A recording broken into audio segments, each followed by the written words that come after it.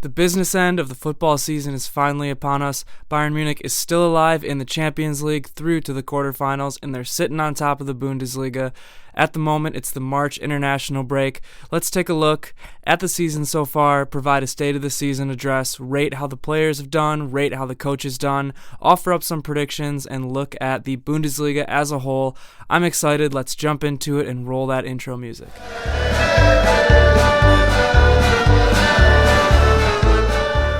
Hey everybody, welcome back to the Always Bayern Chelsea show. This is the 77th edition of the show. You just got me here today. It's Danny. I'm coming in with a state of the season address for Bayern Munich during the March international break. And our usual show is me and Jim talking about both Bayern Munich and Chelsea. Jim's the Chelsea fan, but this episode right here is specifically about Bayern Munich and their season so far, the 2024-2025 season. This is a video episode, so go ahead, check it out on the YouTube channel. Subscribe because we just dropped our 100 subscriber special. Comment on that video and subscribe to be a part of that giveaway. And yeah, without further ado, let's just get going. We got a lot to talk about. The season is well on its way, obviously. We're all the way into the month of March already. The sun is shining right now here in Milwaukee, Wisconsin. I'm looking out my window, and yeah, spring is upon us, and with that, it is, like I said, the business end of the football season. Trophies are about to be won or lost, and things are heating up in the best possible way. So, let's start off just by talking about how Bayern Munich has done so far this season. We'll start with the Bundesliga. They are still atop the table with 62 points. Their record in the Bundesliga is 19 wins, 5 draws, and 2 losses. That puts them 6 points ahead of second place Bayer Leverkusen. And up until the last couple weeks, it looked like it was as sure of a thing as possible that Bayern Munich would be regaining that trophy in the Bundesliga after Leverkusen won it last year. But hold on, folks, because things might not be as sure as they seemed. Bayern Munich just scuffled and could not beat two bottom table teams, Bochum a couple weeks ago and Union Berlin with their last match. Would have been last weekend here before the international break. Drawing against Berlin and losing to Bochum 2-3. It sucked, I'm not going to lie. Those were two poor matches, but up until then, Bayern Munich has looked dynamite in the Bundesliga, in terms of results at least. Not every match was a stellar performance, that's for sure, but Bayern was getting results really all over the place. And, of course, Bayer Leverkusen, although they did beat Stuttgart in stoppage time and came down from 3-1 last week, for the majority of the season, they have not had that black magic lightning in a bottle that we saw them have last season. So, it looks like Bayern's going to win the league, or maybe another way to put it is it's Bayern's league to lose still. However, like I said, it's not as sure as it was because Bayern was kind of starting to rest some guys. Vincent Kompany finally figured out that he could rotate some guys in the Bundesliga and had an unfortunate match against Bochum, right, a few weeks ago. João Palhinha's red card, Serge Gnabry missed a penalty. Up until then, things were looking good in that match, and then we kind of blew it. And then against Union Berlin, young keeper Jonas Erbig filling in for the injured Manuel Neuer had a bad mistake to essentially level that game at the end at 1-1. So a little bit of unluckiness, and as I mentioned, Leverkusen kind of got lucky at the end of that Stuttgart match. And here we are, 6 points ahead is still good enough, I think, for Bayern Munich in the league, but they're not going to be able to just put the league behind them and focus on the Champions League. Speaking of the Champions League, Bayern Munich is into the quarterfinals against Inter Milan, which will be a tough matchup. Maybe I'll talk a little bit more about that, but Milan is a solid side. Very good defense, very good midfield. They like to play the ball through the middle. They like to strike off of counters, kind of set up in that low to mid block, which has given Bayern problems throughout the season. Bundesliga, Champions League, we've seen Bayern struggle against those types of blocks, but I do think that Bayern Munich has the firepower to compete with Milan, and if they put some goals away early, especially in that first leg at home, they might have what it takes. So we'll get to complete predictions later in the video. Stick around for that, of course. But Bayern is into the quarterfinals there after beating Leverkusen 5-0 in aggregate over 2 legs in the round of 16. And those 2 performances, specifically the first performance, but overall, between those 2 legs, I think that was Bayern's best performance of the season so far. So maybe heating up at the right time, who knows, but if they can play with that sort of dedication and determination as the season goes on here, I think they'll be okay. And then the last thing to mention would be the DFB Pokal, where Bayern Munich was eliminated by Bayer Leverkusen in the round of 16. Hey, that was even before the last state of the season, all the way back in the winter pause. So talked about that one in more detail there, so maybe go back and watch our past couple State of the Season addresses.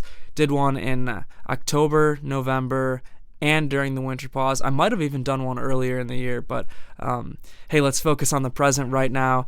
But yeah, that was a unfortunate loss in the Pokal. Neuer got a red card super early on, and Bayern somehow was still the better team, better than Leverkusen with 10 men in that one, but ended up losing 1-0. So as far as the season goes as a whole, I think the number one thing you can look at is this team improving from last year? And I think the answer is yes. So under Vincent Kompany, there has certainly been some ups and some downs, but I do like the overall approach and style that Bayern is playing. I think they're getting back to that kind of high-flying, attacking brand of football that Bayern Munich has been known for over the last few years and is best at, especially with this certain squad and the level of talent that this squad has. I think that the way they were playing last year under Thomas Tuchel wasn't utilizing that talent to its highest extent. I do think Tuchel is a good tournament coach, as we especially saw during that fun UCL run last year, but I don't think he's the right coach for Bayern Munich going forward, and Vincent Kompany certainly has some tactical naivety, and I think he could do better in some aspects, namely in terms of rotation.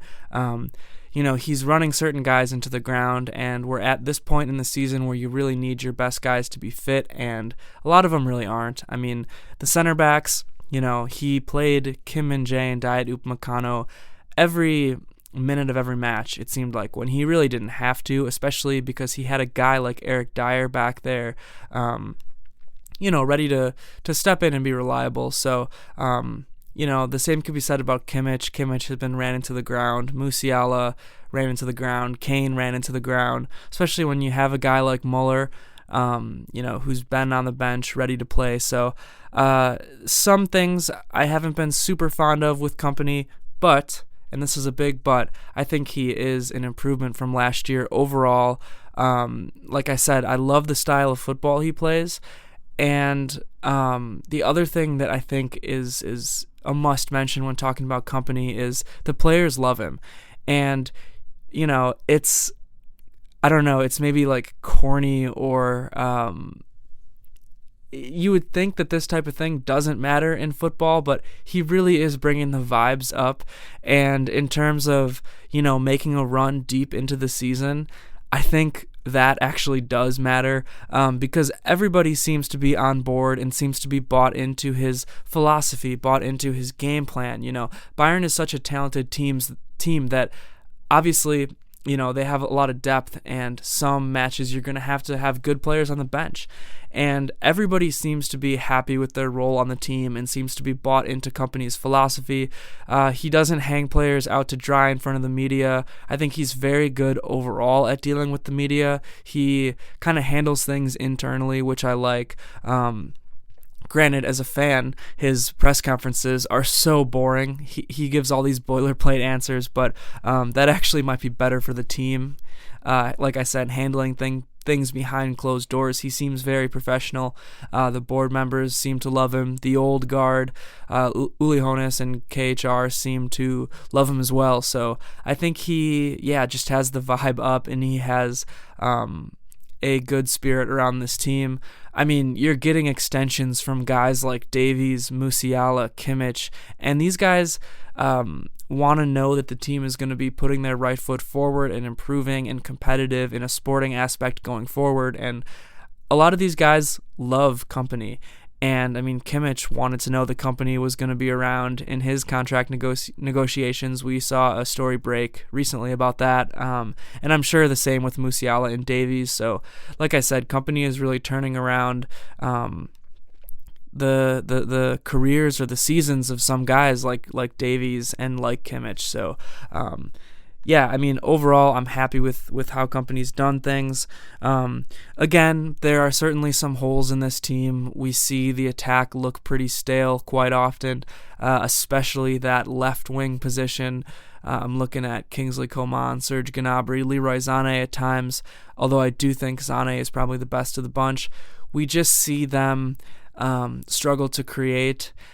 A lot of times we see them struggle to break down low blocks, and that certainly is a problem with the attack. It's probably partially a problem with Kompany's tactics, so there are some problems there, and we do see defensive lapses at times. We see defensive mistakes that lead to goals. Yeah, certainly some highs and lows. I do think that there is a chance that they could be peaking at the right time just because of how we saw them play against Leverkusen in the UCL. I mean, wow, that was both legs, just full on through and through team performances. So I really loved what I saw from the guys there. I loved what I saw against Stuttgart, against Frankfurt in the Bundesliga in terms of, yeah, just the team playing together and really clicking. When this team is firing on all cylinders, they're, I don't want to say unbeatable, but I do think they can beat anybody when they're firing on all cylinders and clicking.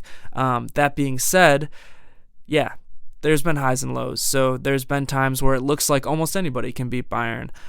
So I don't want to just go out there and say we're the best of the best, but when we're playing our best, you know, that Leipzig match at the end of the Hinrunde there, man, like we look really good.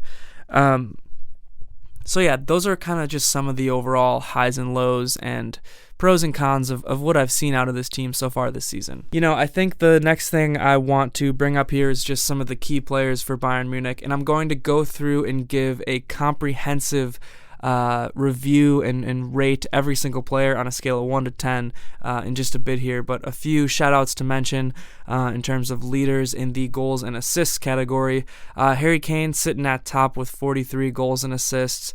The man is continuing his monster run of form really since coming to Bavaria, since coming to Munich last year. The man has been completely unstoppable.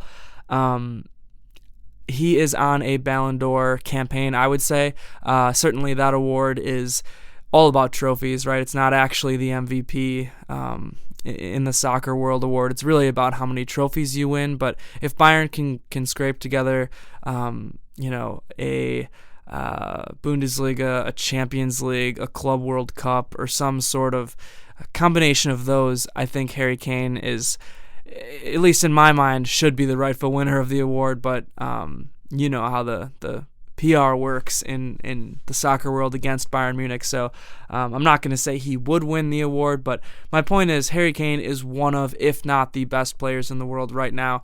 I consider him the best player in the world because of how much he does for the team: offense, defense, facilitation, build-up. His vision is incredible. His ability to run and track back and just do it all, and still score outrageous amounts of goals, right? Like, I think he had the most goals in the world last year, maybe tied with Mbappe, but Kane does it all. And then you have Michael Olise. I just wanted to make sure I got that right, with 25 goals and assists for Bayern Munich this year.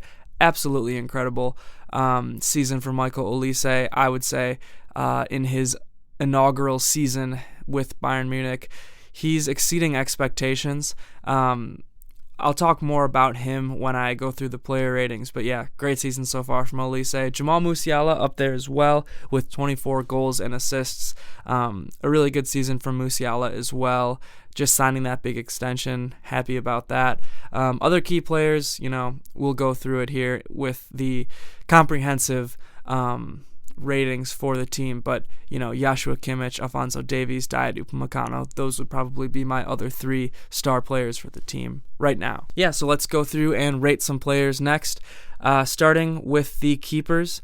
But I guess I should say this is a scale of 1 to 10, 5 kind of being average, and there's some players here that I can't quite rate. Starting with Sven Ulreich, I can't rate him. He has not played enough for me to really give a fair rating for him.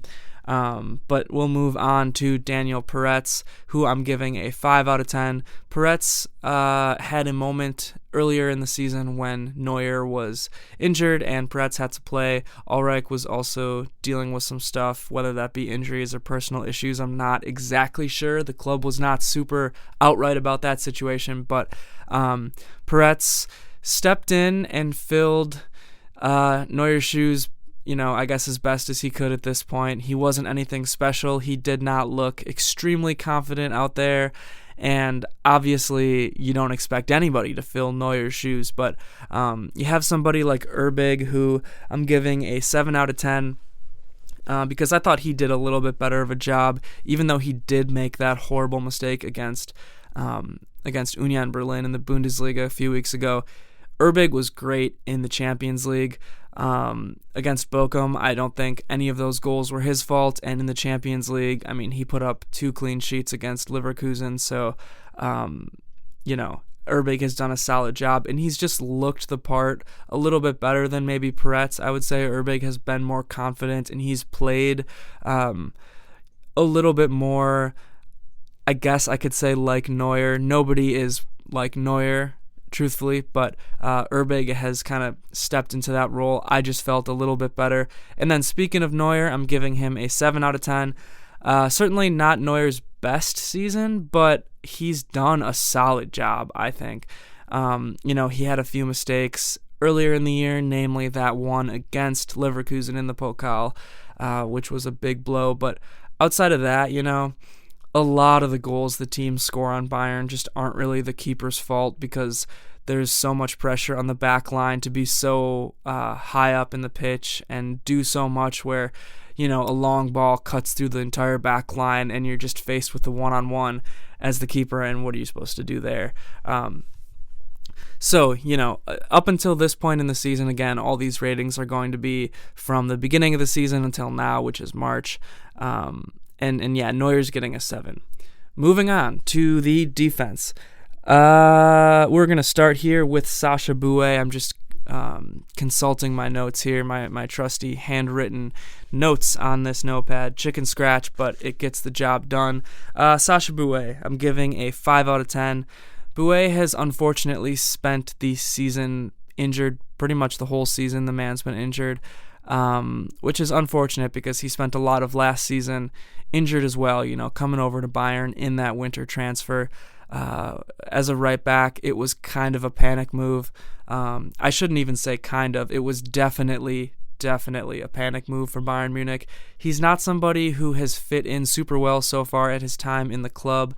I think he's been all right when he's played. I don't have a lot of complaints about his playing so far, but he certainly...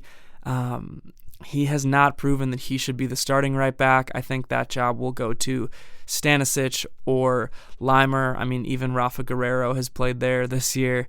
But yeah, we'll kind of move up the list here with Rafa Guerreiro next. I'm giving him a 6 out of 10. Guerreiro has had an all right season. He's been a good utility guy, and he's contributed to the attack, to the offense very well, but he's oftentimes had to play left back for some injured players. He's played right back at times, and I think at this point in Guerreiro's career, he's not the best defender. He's certainly not physical. He's not always the best with his positioning, but he is such a good utility guy. Like, he can play defense, he can play midfield, he could maybe play on the wing. I mean, Tuchel used him as a left wing at one point last year, but Rafa Guerreiro, he has been a bit of a defensive liability, so I'm sticking with a 6 for Guerreiro. And yeah, next up I have Hiroki Ito, giving him a 7 out of 10. Ito has been injured for most of the year as well, and maybe I'll just lump Josip Stanisic in there as well, because I'm also giving Stanisic a 7 out of 10. Stanisic can play right back. He can play center back. He can even play left back. Hiroki Ito can play left back, really, or left center back. Ito has played less than Stanisic, but has been solid when he's been called upon. And same with Stanisic. Neither of these guys have really truly blown me away when they've played, but both of them have been incredibly solid, and that's also not easy to do when you've been injured for long stretches of time. Just coming in seamlessly and doing your job well. It makes me hopeful for both of these guys going forward. I think Stanisic really could be that starting right back.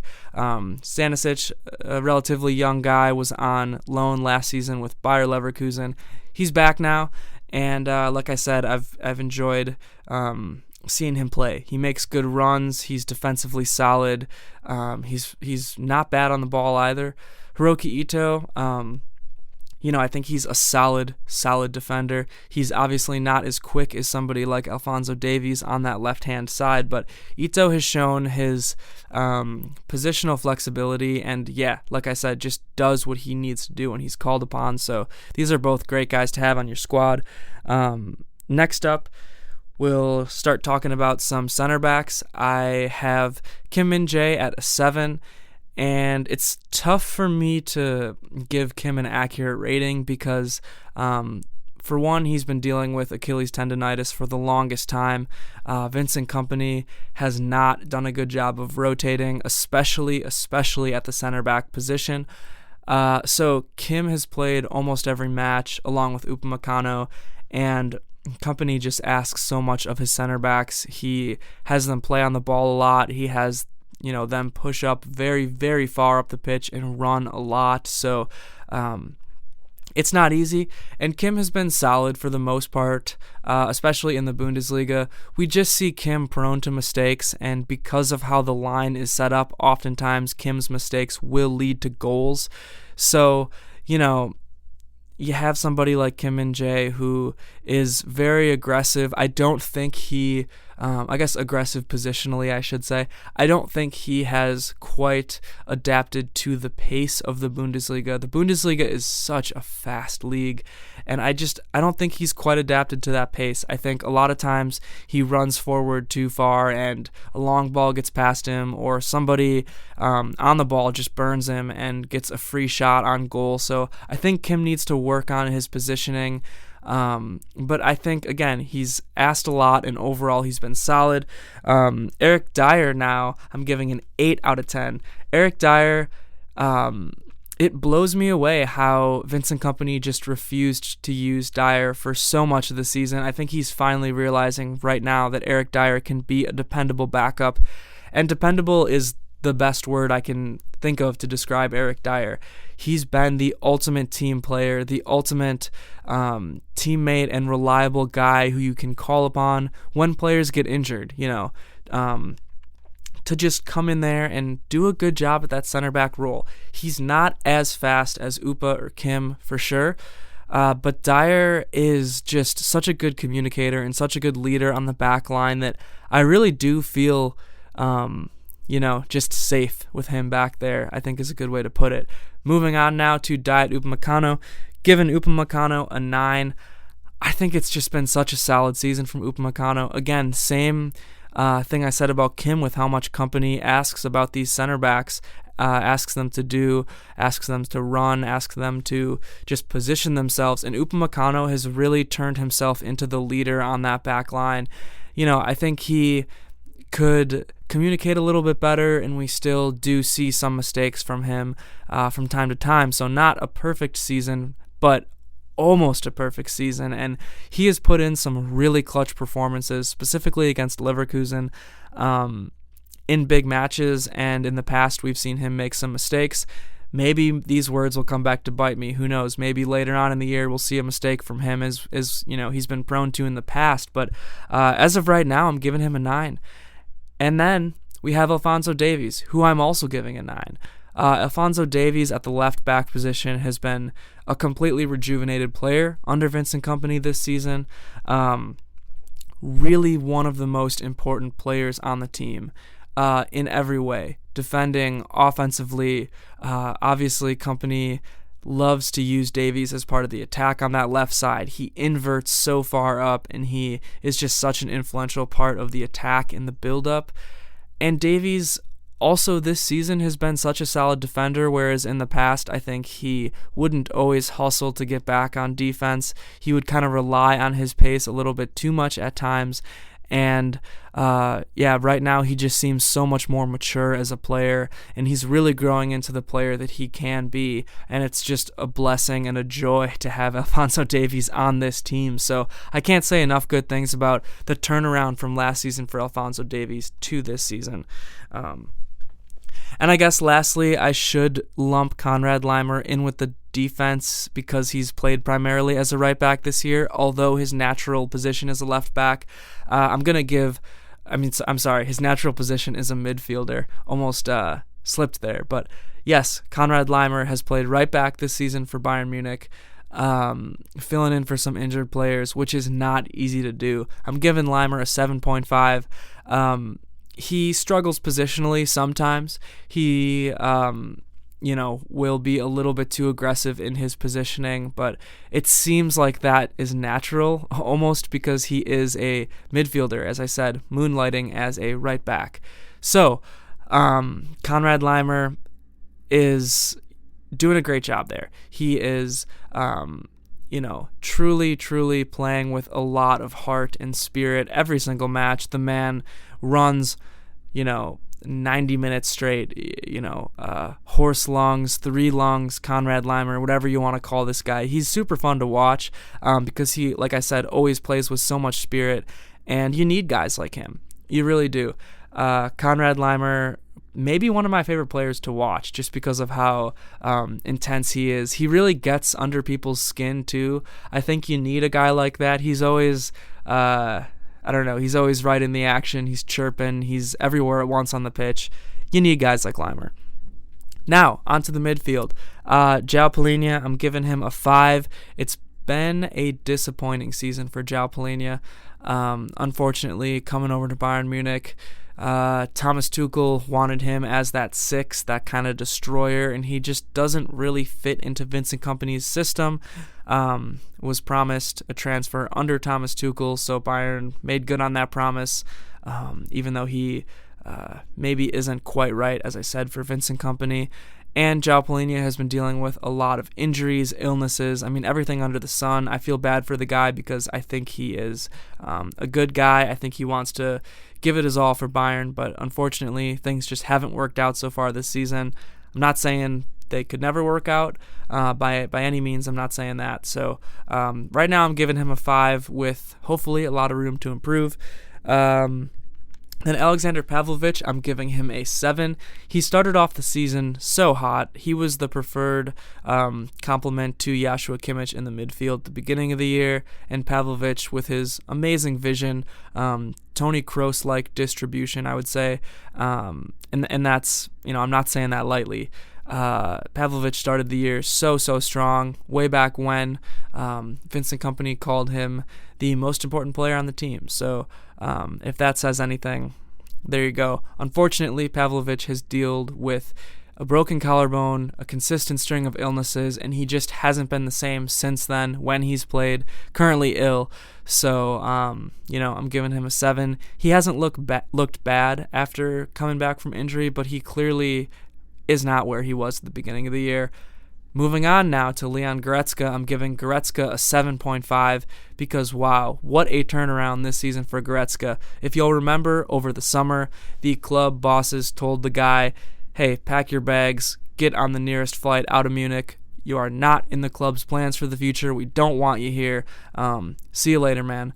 And Leon said, you know what, I'm going to stay and fight for my spot. I'm going to keep my head down. I'm not going to really talk to the media. I'm not going to say anything about this very public shaming, I guess you can say, and this public treatment from the club, telling him to leave. So yeah, Goretzka comes in and just performs solidly. Whenever he's been called upon, Goretzka has performed solidly this season. So really shout out to him, 7.5.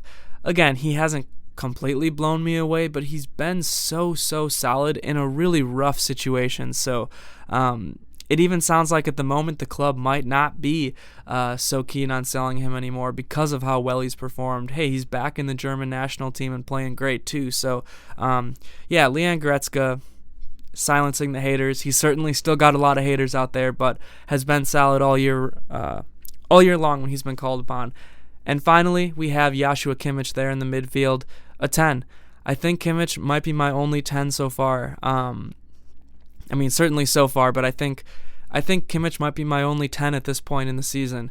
Joshua Kimmich, really, what can you say about the guy that we haven't said on almost every episode? He, I think, is just the most important player to this team because of how well he controls the flow of the game, how well he, how well he leads that midfield, and everything runs through him. Really the heartbeat of this team, the soul of this team. Extremely intense, a natural-born leader, a great guy to have in your locker room, a great guy to have in terms of availability.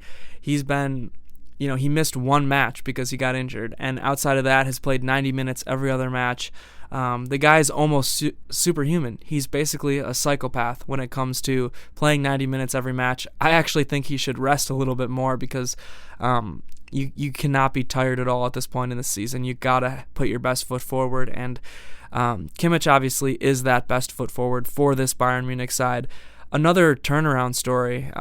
He obviously was not used well by Thomas Tuchel, who did not like the guy, but under Vincent Kompany, he is certainly turning things around, and I'm so glad he signed a contract extension as well to be Bayern Munich's next captain going forward. Joshua Kimmich, 10 out of 10. All right, moving on to rating this attacking group of players. Starting off with Mathys Tel, I'm giving him a 5. I know he's on loan right now to Tottenham, trying to tear it up in the Premier League there, where I think he started off all right, but, has not made a lot of noise since and clearly could be doing better.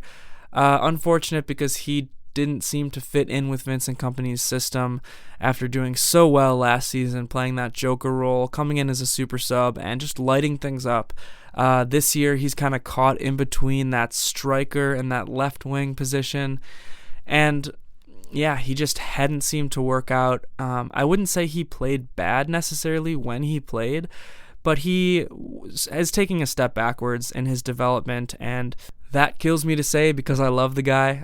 Tel was one of my favorite players last year, so we'll see what happens. We'll see if he ends up going to Tottenham permanently or what his Bayern Munich story ends up being. But, Tel is a great kid. He loves the club, and it is a bummer to see how he's been doing this year.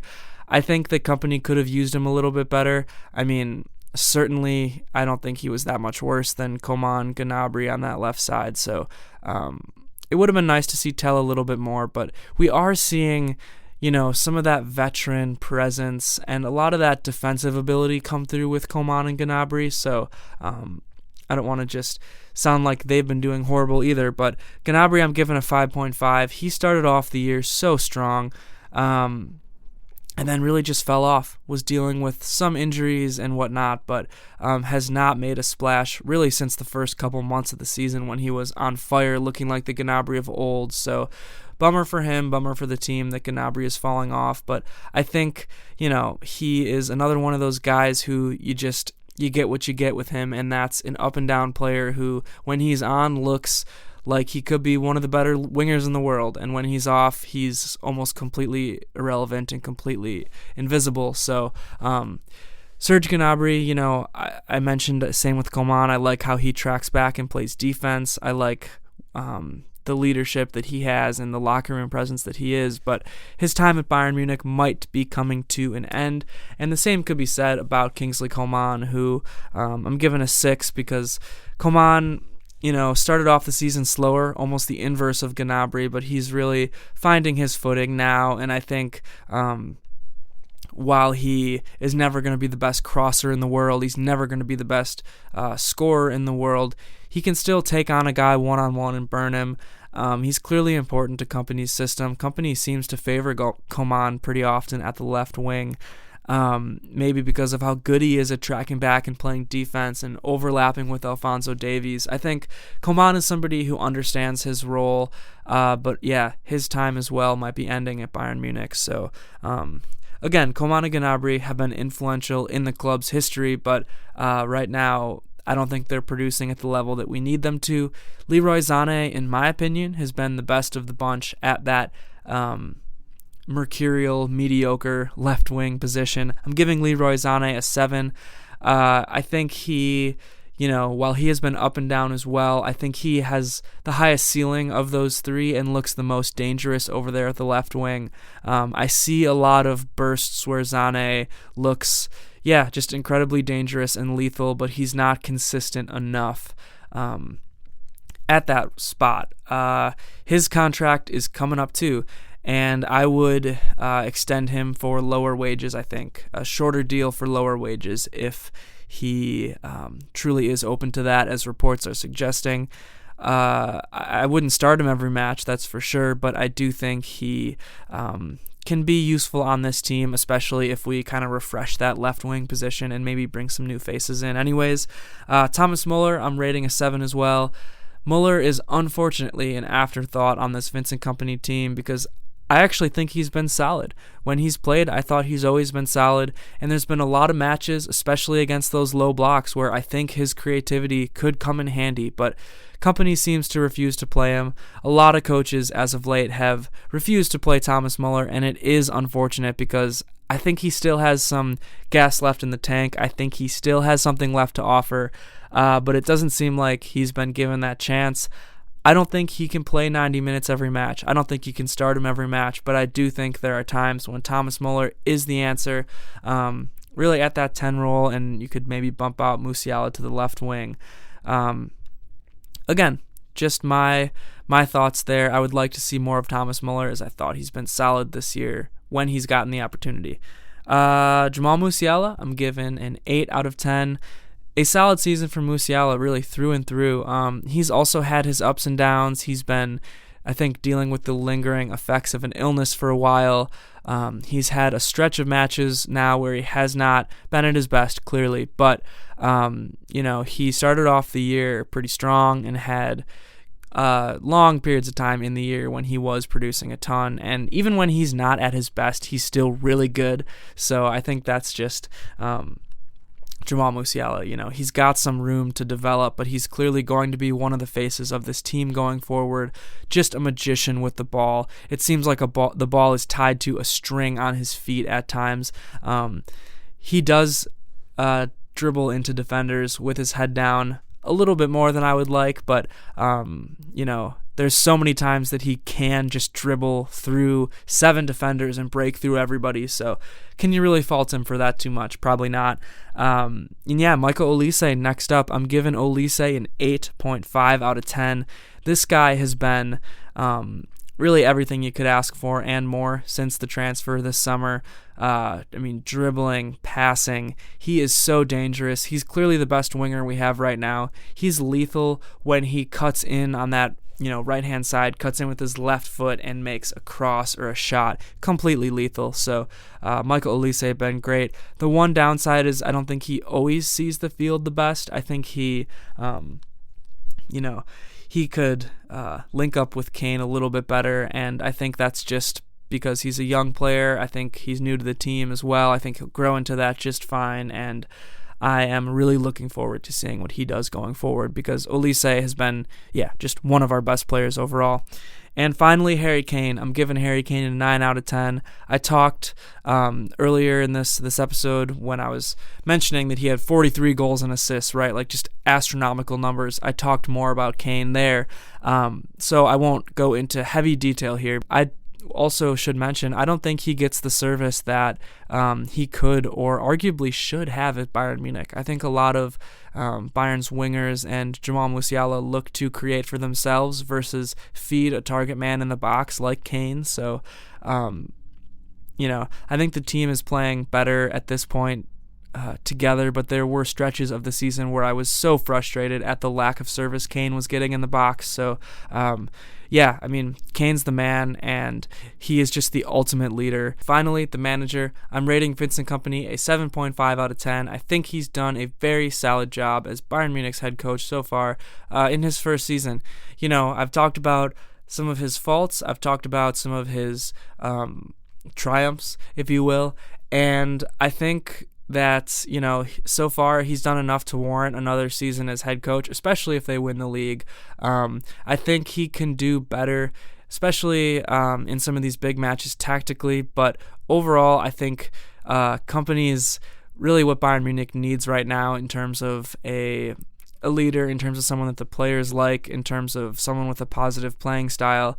He's really the inverse of Tuchel in a lot of ways. He doesn't really seem like a tactical genius or a tournament coach necessarily, but I think he's just a solid leader steering the ship into the future for Bayern Munich, and I think that's what they need at the moment. And I think if you give him some time, you know, good things will continue to come, and I think he'll be able to grow as a coach, and I think the team could really grow around him and do some beautiful things. Let's move into predictions here, because before the season, during each of these State of the Season addresses, I talk about my predictions from before the year and kind of update them, provide a little bit more color, shall we say, to these predictions. Before the season, I predicted that Bayern Munich would be back on top of the Bundesliga and win that trophy, and I still see things that way. I still see Bayern Munich winning the trophy this year, although I do think Leverkusen is going to make it close. I think it's going to be tight at the end of the year here, but I ultimately do think Bayern Munich's experience and leadership will just come through, and they will win that trophy. The DFB Pokal, we all know Bayern Munich lost to Bayer Leverkusen. I already talked about that. Neuer's red card. The team kind of got unlucky, playing better than Leverkusen, but still losing 0-1. I predicted an early exit at the beginning of the season, and, you know, they made it to the round of 16, so it is what it is there. Not much else to say, but the UCL. Beginning of the year, I predicted Bayern to lose to Real Madrid wherever we face them in the UCL. And then I kind of thought that we would, you know, maybe get to the round of 16, maybe get to the quarters as I was getting further into the season and witnessing how we were playing in that competition. And now I think we're in a pretty solid spot. So I think at this point we can make it to the semis. I think we can beat Inter. It's not a given, that's for sure. Inter is a solid team. But if Bayern Munich plays like they did against Bayer Leverkusen, I think we will have a good shot at beating them. In the semis, it's likely we'll face Barcelona, and if you know anything about me, you know how much I'm a Hansi Flick fan, and that's going to be tough.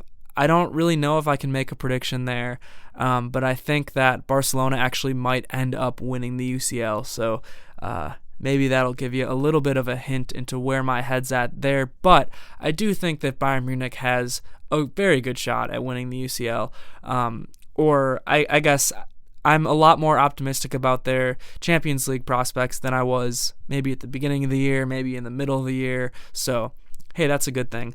But finally, before we end things here, I want to give my state of the Bundesliga. That's right, I want to go through the Bundesliga table and maybe give a little blip about each team and where I feel they're going to end up, how I feel their season's going, because I am a big fan of the Bundesliga. It's my favorite league in the world, and I watch, multiple Bundesliga matches a week. So here we go.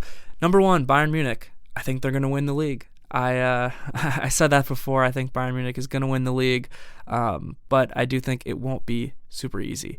I think Leverkusen will hold on to that second spot. It's pretty much a two-horse race at this point between Bayer Leverkusen and Bayern Munich.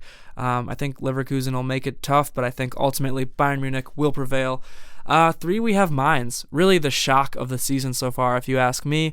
Bo Henriksen is a great coach. I really love his coaching philosophy. I really like a few of those guys on Mainz. Burkhardt is a great striker. Amiri, they have a lot of good players. And Mainz, I love how they play. They have a solid defense.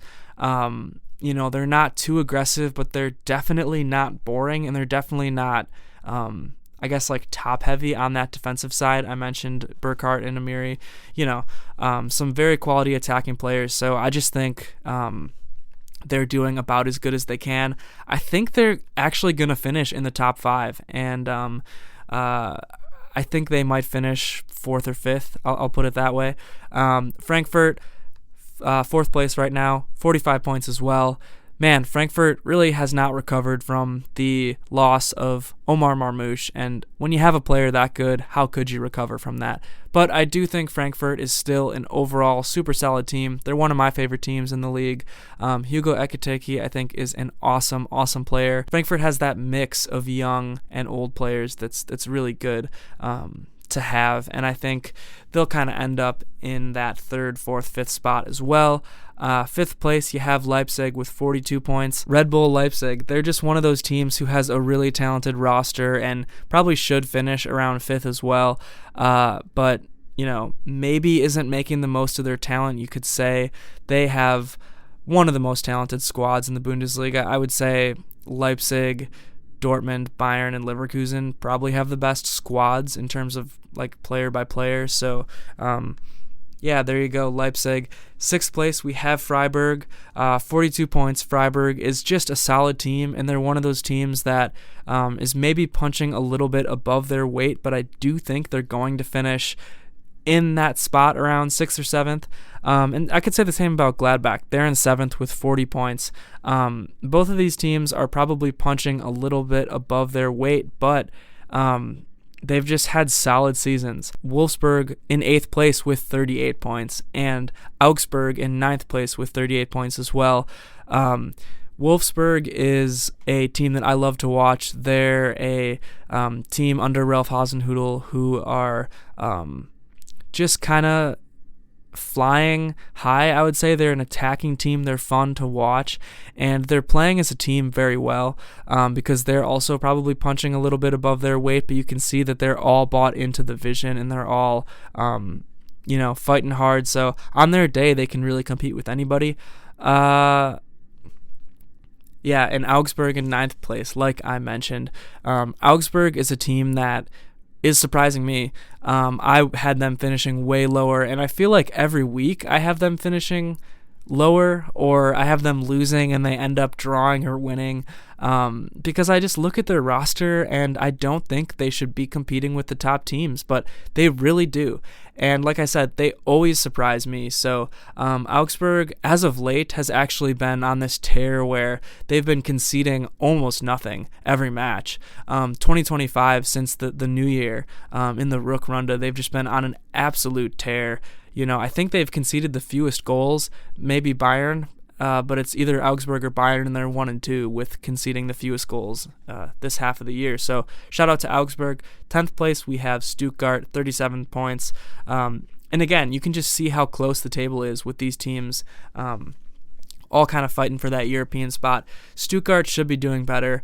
They were decimated by injuries earlier in the year, but they're a little bit healthier now. And, I think Sebastian Hoeneß is a great coach. I do like him quite a bit. But Stuttgart is there with 37 points, and they really blew it last week to Leverkusen, so I'm a little bit heated with them at the moment. Stuttgart really, really bottled that game, and it's hard for me to look at them positively at the moment. So I will not say anything else about Stuttgart, but they should be doing a little bit better. Speaking of, 11th place, we have Dortmund, who is with 35th points, and this is an abysmal run of form for Dortmund.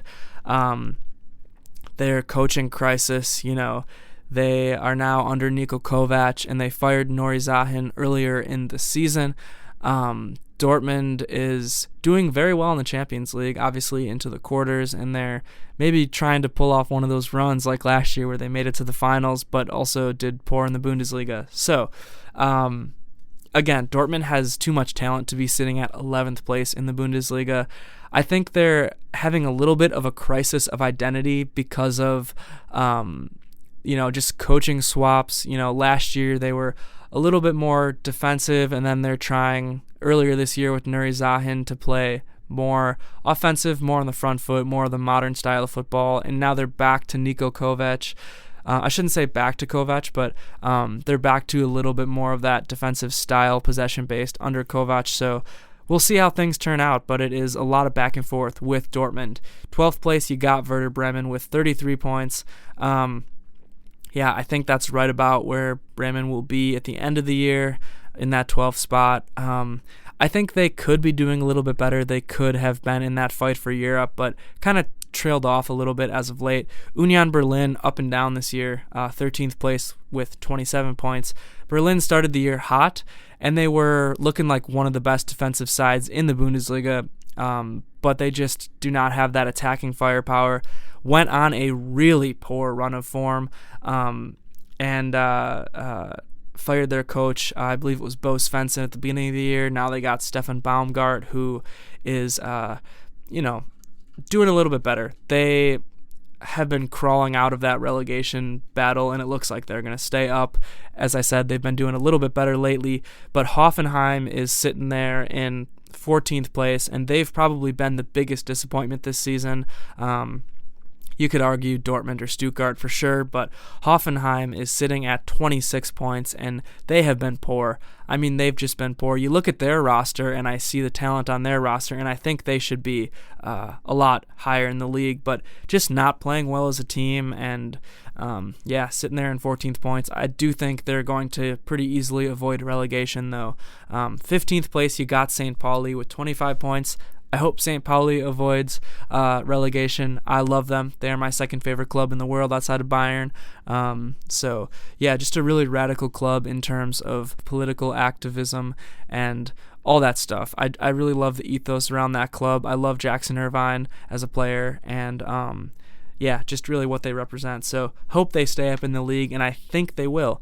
16th place, we got Bochum with 20 points.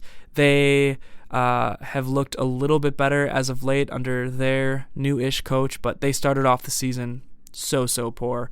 Have been a little bit better lately. Heidenheim in 17th place with 19 points. And Kiel in 18th place with 17 points. So Heidenheim is looking like they will be relegated, although I do love their story. Frank Schmidt, love their coach, with the team since they were in the 4th division, one of the smallest cities to have a team in the top tier of a major league, and they rose up from the 4th tier with little to no money, especially compared to the money that's just around there in global football today.